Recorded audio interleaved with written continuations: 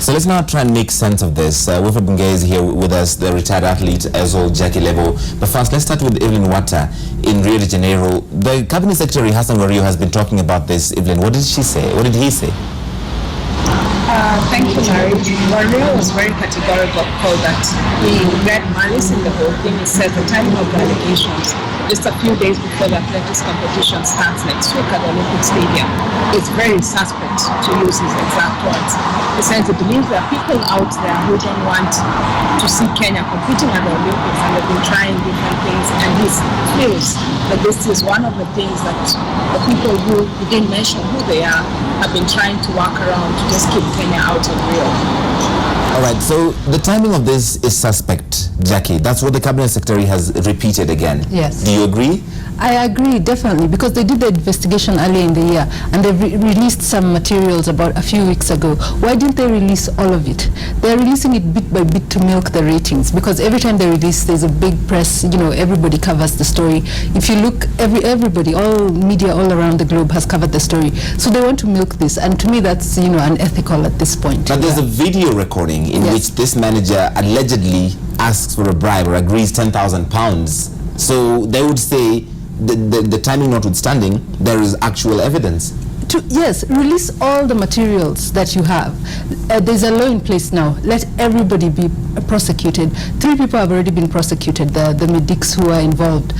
So release all the information. Don't release it piecemeal, one at a time, because what you're doing right now is you're milking ratings and you're destabilizing the athletes. Yeah. Wilfred, is this bad?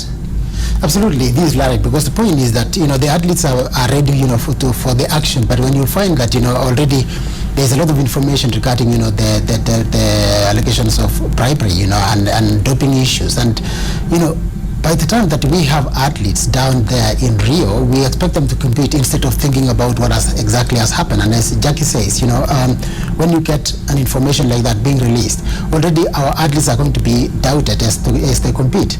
And for me, I really have a lot of worries about the performance that is going to be, because again, if you look at the bigger picture, is that by the time these athletes are going to compete, many people will be suspicious of what is going on, because as they say that there is a lot of bribery to warn the athletes, so there's a lot of doubts. For example, by the time that these athletes will be competing, somebody will think that definitely there was a lot of cover-up even to the Olympics. If you are an athlete who was going to compete at a major event like this is the Olympics, and then these allegations came out just a few days before that, how would this affect you?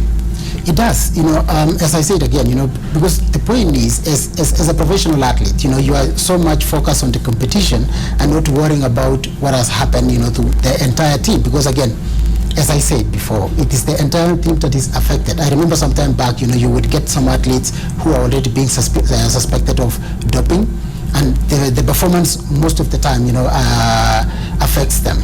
And that is why, for this case, it's a big issue, it's unfortunate, but at the end of the day, we hope our athletes are not going to be affected. Let's go to Evelyn and get a sense of, I don't know if you've been speaking to any members of Team Kenya and how they're receiving this, because there's a lot of international attention on a major athletic nation like Kenya when some allegations like these come out.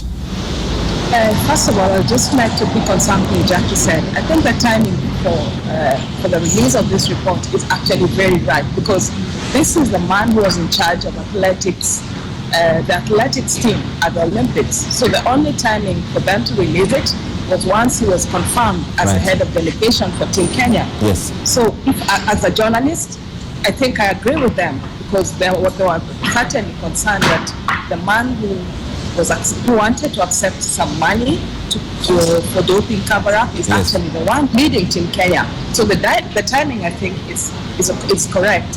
I met some athletes this morning, just before I met the minister, and they were a bit concerned because that was a person they were reporting to as a team manager.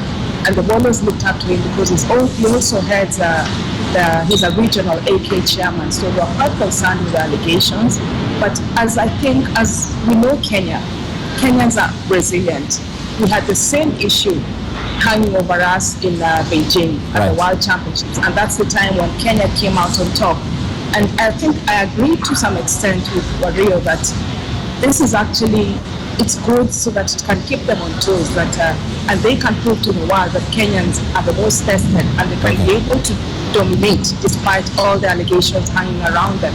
You were there in 2008. You won gold in the 800 meters in 2008. And this is happening all over again. The doping allegations always come up. You see, Larry, as I've always said, the issue of doping, is really affecting us, especially at this period when we were thinking that whatever was happening, is over.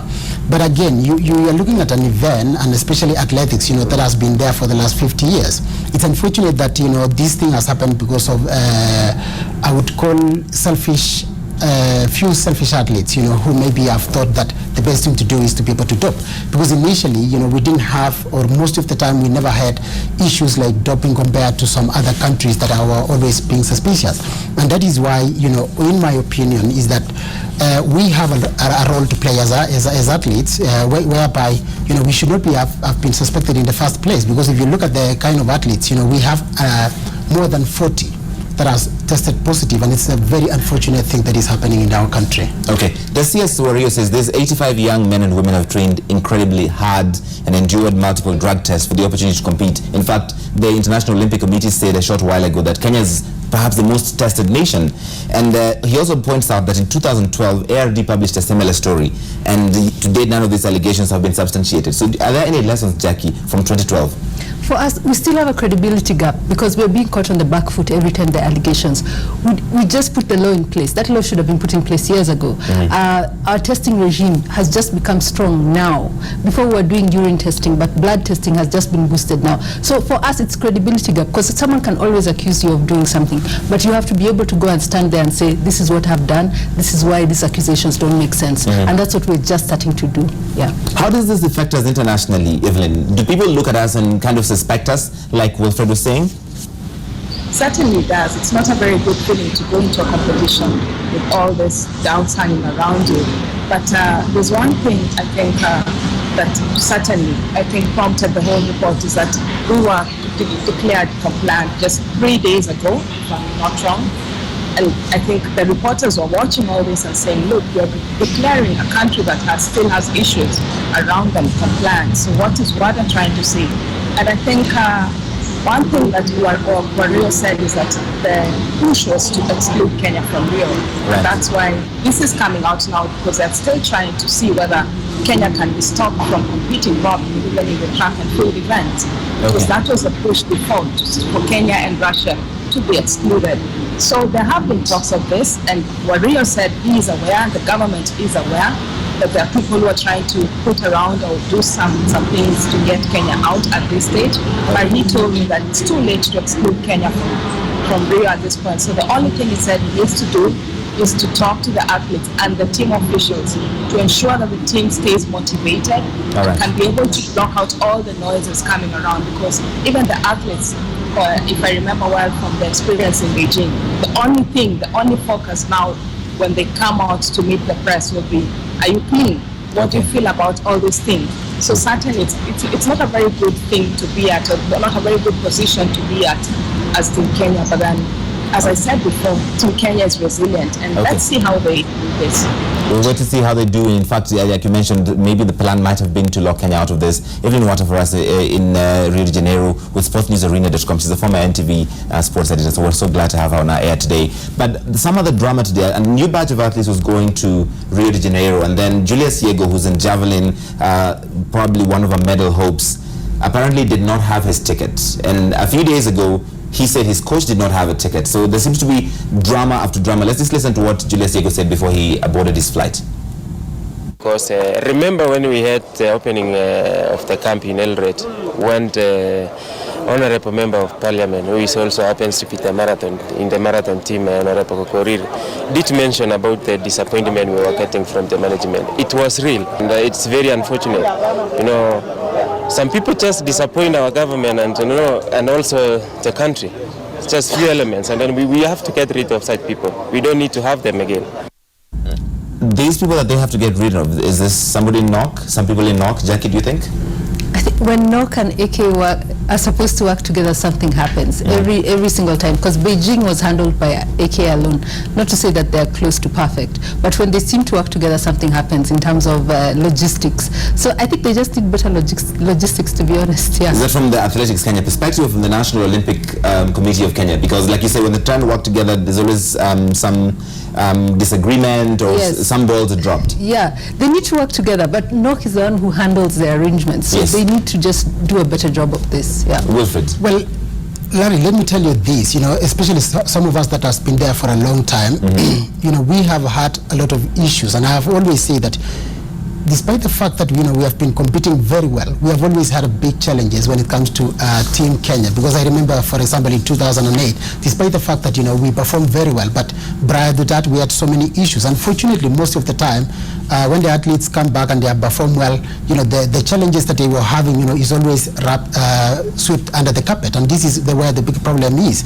And as I said, we cannot be talking about issues of management, year in, year out. But at the end of the day, as Yako pointed out, that some few individuals, does not put country at first. Because the point is, most of the time, when you look at the challenges that we have, when you look at the issues that are surrounding the Team Kenya, they are always there. Okay. And this is where the big issue that we have. And so you support some cleaning of house and some people leaving? Absolutely. We need to clean the house, because we cannot continue with the same problems that we had last year. It should be a lesson. All right. But at the end of the day, we don't have those lessons. Every now and then, with uniform, with allowances, and you are going to see soon, those issues, because you can't have someone like Julius Yakom that is supposed to, as you said, a prospective medalist, having an issue with the ticket. Okay, let's leave it there. Thank you so much, Wilfred Bungei and Jackie Lebo, for coming in. We appreciate your insight.